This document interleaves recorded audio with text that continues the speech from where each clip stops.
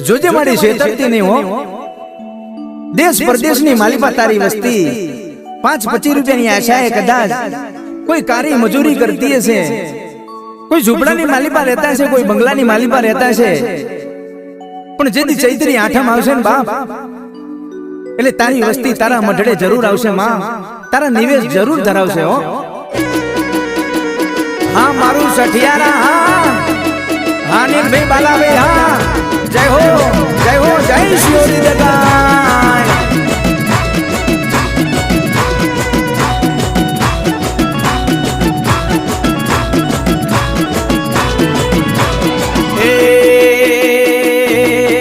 શિયોરી દગાય ના મઢડે બોલે પેલા મોરલા.